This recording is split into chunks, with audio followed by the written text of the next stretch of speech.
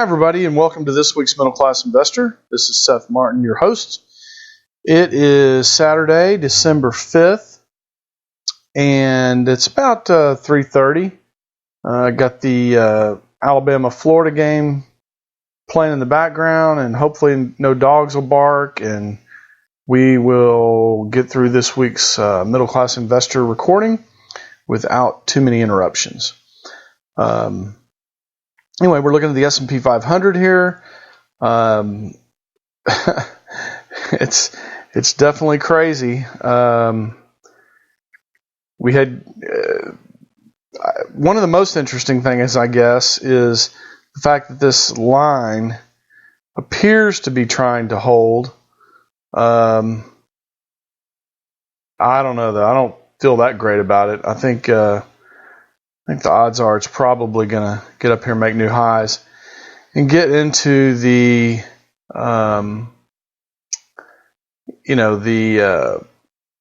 the decision point resistance area here. So, the market is still very narrow, although I'm going to show you some stocks that are looking really good. If you're going to be in any stocks, these are the ones you probably want to be in if you're going to be in any. Let's look at the VIX, if I can find it here.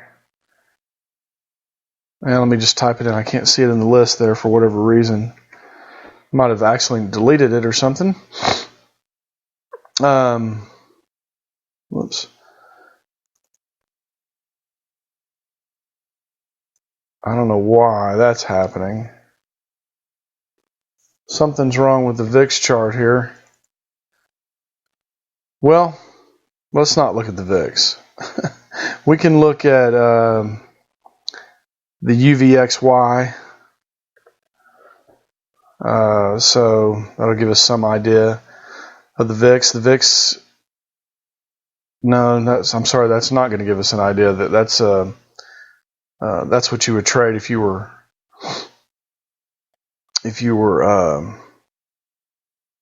trading the VIX long. So this is not. Wonder why that's not coming up. Maybe the exchange did something. There's the VIX. I don't know why it didn't come up a minute ago. Typed in the exact same thing. You can see the VIX is down, which makes a lot of sense. We had a 300-point up day on the Dow.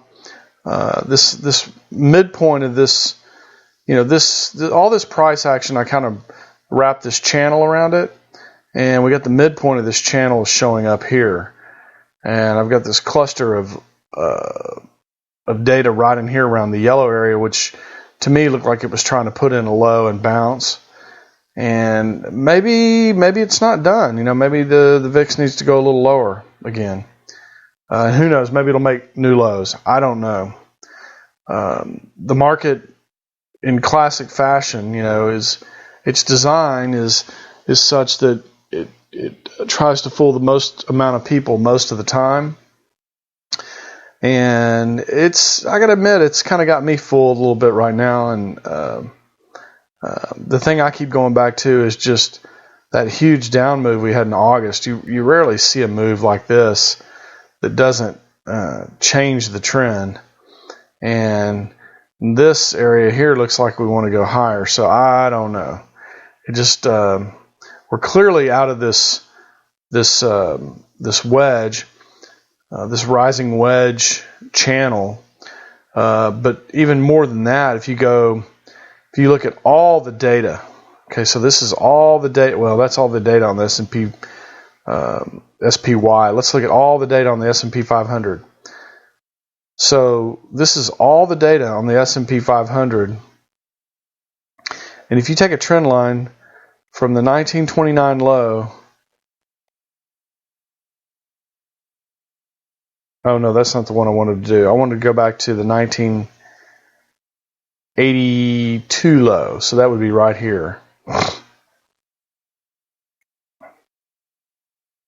No, I don't want to go that far back. Sorry, I'm kind of stammering around. There's something I want to say, but I can't see the right information to make that happen. All right, so what we're looking at here, this goes back to the 2009 low. This is the most recent, bull move. And if we zoom in on this line right here, which is the bottom of these lows connected, this low, even this low back on October 2014, so a year ago. So if we connect these lows and we zoom in on this is that line right there. Clearly we broke that line, and usually when you get a break of such a strong trend line that's been in place for so long, usually that's all she wrote. Now I did draw this red line here, and we talked about it when I first started the program. It looks like it's trying to hold here, and on these, let's change these to weekly. Let's look at it on a weekly basis. On a weekly basis, you can see we got above it here pretty significantly, and then pulled back in, and then sold off. So maybe I could redraw this so that I just capture the body, that one candle there. So at this point, it appears that this line is trying to hold us back from higher prices, but I don't know. It's very rare to see a down 300-day and then turn around and follow by an up 300-day. I mean, so we got a lot of volatility in the market, a lot of movement, a lot of high range movement. I don't have it up, but in my Ninja Trader, we traded outside the average true range 2 days in a row. That's very, very rare. So, who knows? I have no idea what's going on with this market. You got a lot of movement in the market, and that, to me, that just on the surface, without any other kind of analytical thinking about it, that can't be good. But who knows? We could be dead wrong about that. So it just doesn't happen often enough to say anything about it.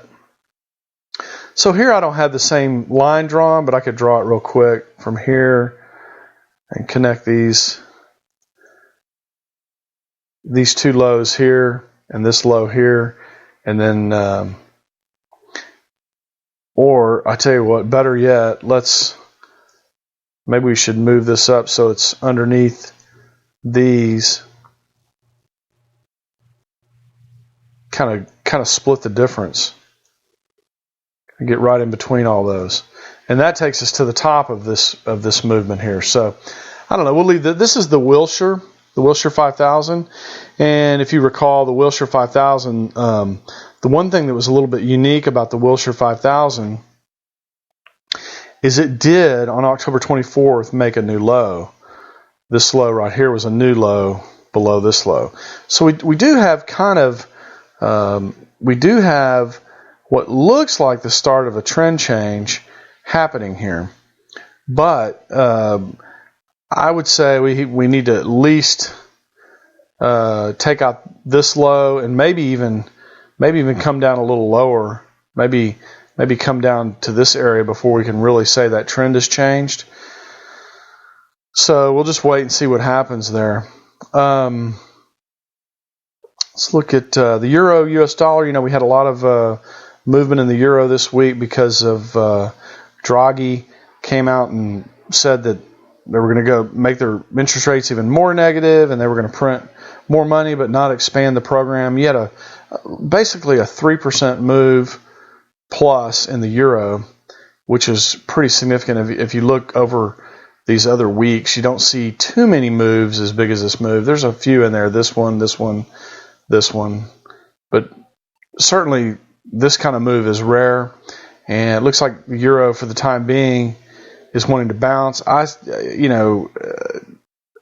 Resistance area is not far above here, right here, so we could see the euro because it didn't make a lower low, and that really, when you have a long trend like this that's continuing for such a long time, and you get a consolidation, usually this is a trend consolidation, so I wouldn't be surprised if the euro kind of traded up into this area here and then sold off down here and made a lower low. So don't get too excited about this euro bounce right here, even though it was a big bounce. it may just be kind of a flash in the pan deal, and then you turn around and see the market go immediately lower next week, or the week after, somewhere there in that vicinity. The 10-year yield. The 10-year yield is still kind of flopping around in this area. It's this channel, this trend line is holding up on this channel, and so is our little decision box we've got drawn in here. Now, I did notice that on, and I can't remember the symbol. It's treasuries, really, really short-term treasuries, like the 13-week treasury. Let's see if I can look it up real quick. Symbol search. Let's see, 13-week treasury. See if I can find it. Nah, no matches. That's probably... Anyway, I noticed it broke out of its range, which would indicate to me, I mean, it ended up the week, the 3-month I know was at 0.2%. And, we've talked about on here, although some of you might not remember, that the Fed really doesn't set rates. It really follows rates. And there's people that have done studies on that. And it is true. I've seen the data. I've seen the charts.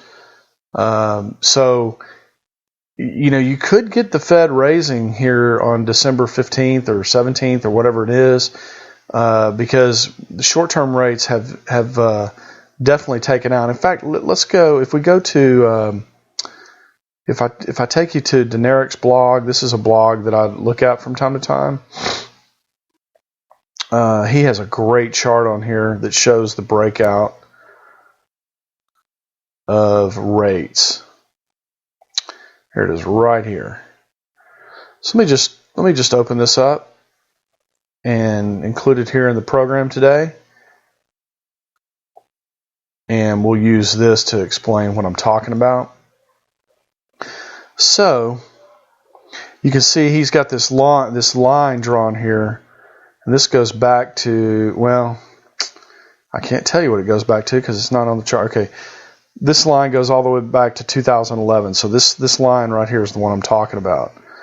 So let's zoom back in. Kind of get this all on the screen here. So this line right here is the one I'm talking about. It goes back to 2011, which you may or may not be able to see on the chart. And you can see here, the last couple of weeks we've broken out. Let me zoom in on that a little bit better. You can see right in here that we've broken this line pretty cleanly. And this has all happened just in the last couple of weeks. So the last Fed announcement was back in here somewhere. And so we went up, we pulled back, and we went up again even stronger. And so I think this area right in here is going to tell the Fed to raise rates. And they're likely to raise them. Notice what this value is right here, 0.27. They're likely to raise them to 0.25. Right now it's set at 0 to 0.25. So it's right now it's a range. But it's going to be, they'll probably, what they'll do is make it officially 0.25. So, that's just a guess on my part. I wouldn't bet on it or put any money on it or anything like that. But it's probably, if not this particular Fed meeting, certainly the next Fed meeting, they're going to raise rates because that value is going to start taking off. And for them to appear to look like they're in control of the market, they're going to need to raise those rates. And that's what they're most concerned about. They don't really know. They kind of present themselves as clairvoyant about the market, but really they're just waiting for all this to happen and have the market tell them when to raise rates. So it's really kind of comical when you think about it. But rates move out and then the Fed raises, and then rates move out and then the Fed raises. That's how it works. So look for that on December 15th and see if that happens. I got a 50-50 shot in being right, but But this move right here is a pretty big move for a couple of day move, and I think that's going to signal the Fed to raise. All right, what else do we have in here? Let me move along because I want to show you some stocks. You got a situation about 75% of the market really is in a bear market, and you got a very narrow kind of thing happening that's given us some upward movement in the indexes. This is the DAX. So we've drawn this line. We broke out. We retested the line.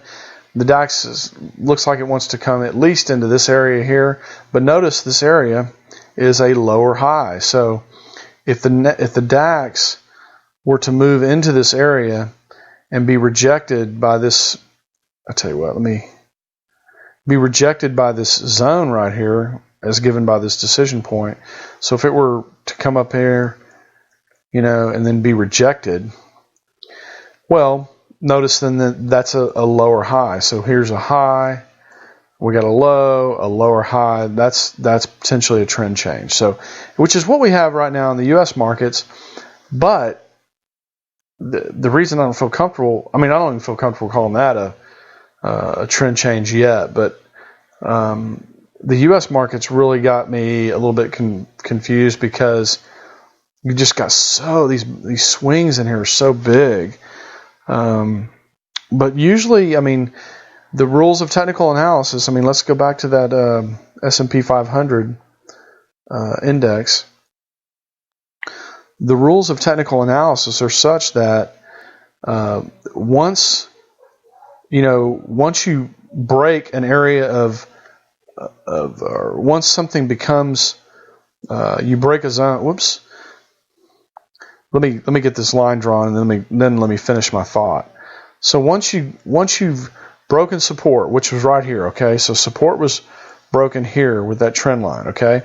Once you break support, then that support area becomes resistance.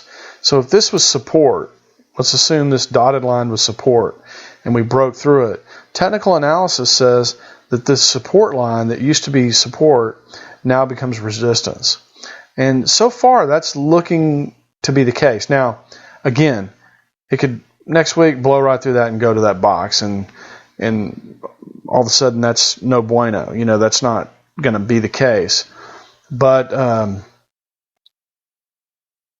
usually when support is broken, now you can see here the diagonal support, even though it's broken right here, if we made a new high, it would still be resistance, but with a new high. So,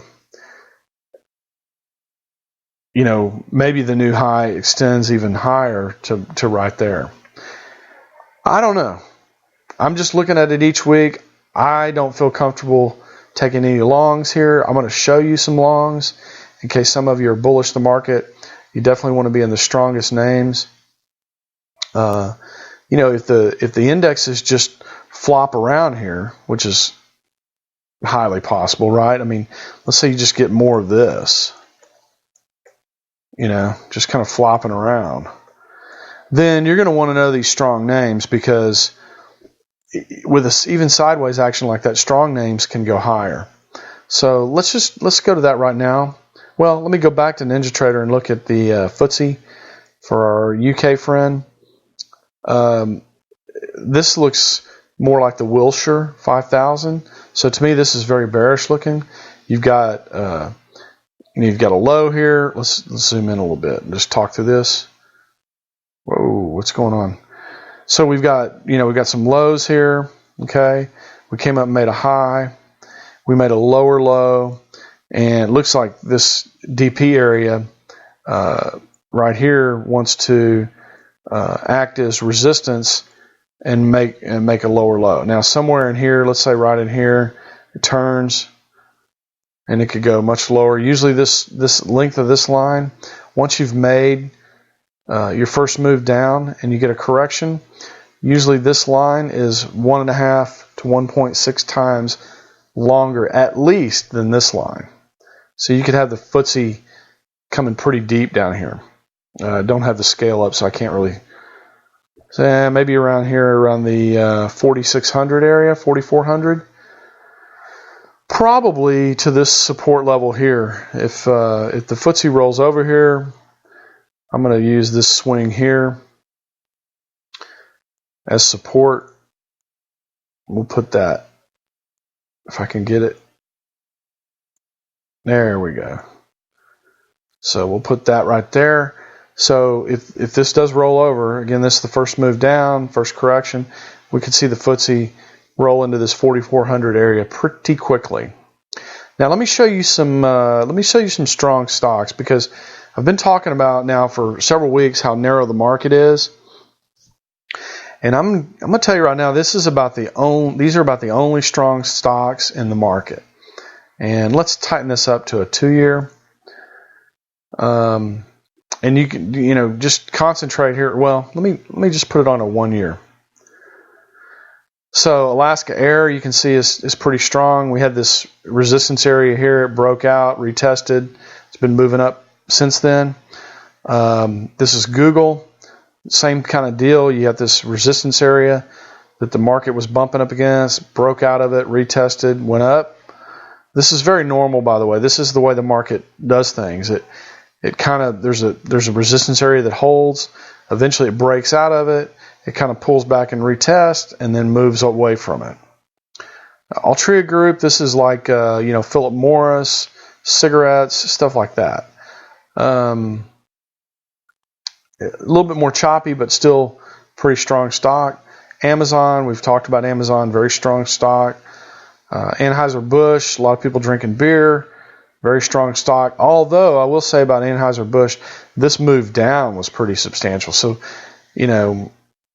there may not be a lot left in Anheuser-Busch, given this deep pullback and then this run up. So, in fact, it could be over. Look at that right there. You got the whole last week was selling in Anheuser-Busch, and the market, I think, for the week net was up. So I don't know. Avago Technologies, I forgot what they do, but I think they're tied to Apple somehow. Clorox, of course, we all know what Clorox is. It's real strong right in through here. You can kind of see the same thing. This area was acting as resistance.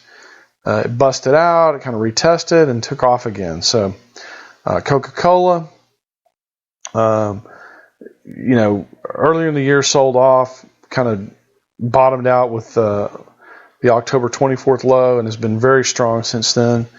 Constellation Brands, more drinking. This is wine and liquor, stuff like that. Costco, people like going to Costco. I think the resistance area was back here initially. So you got resistance back in this area, busted out, retested, tested again, and it's kind of taken off. C-Trip, it's recently been strong. It's been hard to play this one because it keeps gapping up around earnings. Doesn't really give you a place to get in. Dr. Pepper 7-Up looking pretty strong. Equinix, again, forgot what they do, but you can see their stock's looking really strong. Now, the one thing about Equinix, EQIX, they've done, let's see these little boxes here? These are splits. So this was can't tell how much. It shows here only one on my chart, but I want to say they've done like 2 or 3 splits in the last year. And usually when companies start doing a lot of those, that's not a good thing. Home Depot, very, very strong. Kimberly-Clark, diaper business, very, very strong off the August 24th lows. You can kind of, people don't quit buying diapers, right? They buy diapers no matter what. They'll cut back somewhere else before they give up diapers. It's kind of like toothpaste or soap. Kroger. Kroger's been strong since the August 24th lows. The thing about these stocks, let's say that's what you were looking at. Would you have bought it? I mean, it's hard to look in hindsight and say, yeah, I would have bought that, So it's higher, but I don't know. How many of us would have really bought that given the picture from here back? Probably not too many. So I don't know. Some of these are lows. Same kind of deal. You got this August 24th sell-off here. I don't know. Would I have bought this? Probably not. I probably would have been a little bit too nervous to buy that. But these are just the ones that are strong right now. So if you don't like these, then you're really not going to like some of the other stuff in the market. That was McDonald's. This is Microsoft, Monster Beverages, NetEase, which is like Chinese Google, Netflix has been strong. Palo Alto Networks has been strong. Now this is an interesting stock here because this is more of like what you want to see on a pullback. Let me put a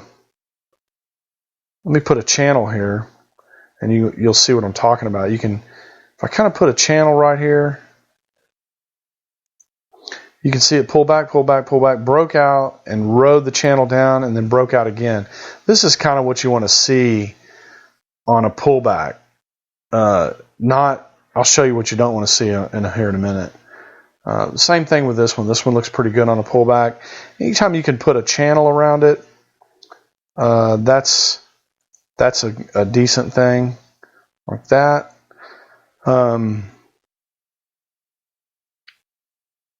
Smucker's has been strong. Reynolds America, Southwest Airlines has been strong. This is also a pretty decent channel. It's just bigger. So, you look at Southwest Airlines here. That's pretty good.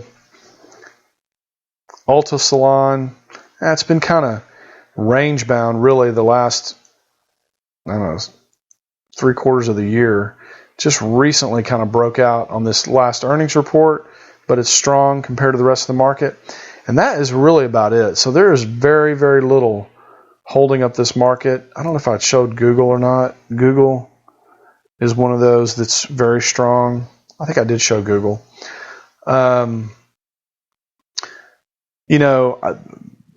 FedEx, basically the transports, anything.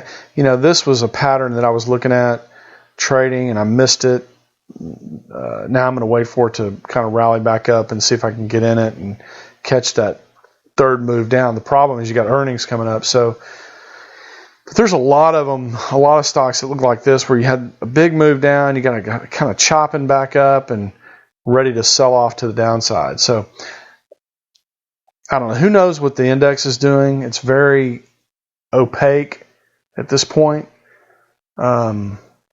But it should, in the next several weeks, maybe next 2 or 3 weeks, we should get a little bit more clarity.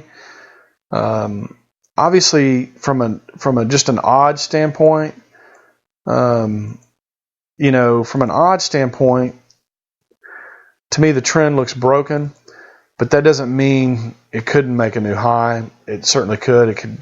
It could rally up into this area fairly easy. But there's just a ton of weakness underneath. Even if you look at if we go back to generic, look at this day we had. Okay, so I don't know, what were we up, like 39 or something on the S&P 500, 360 or something on the Dow. Let's go back to generic and look at what he wrote about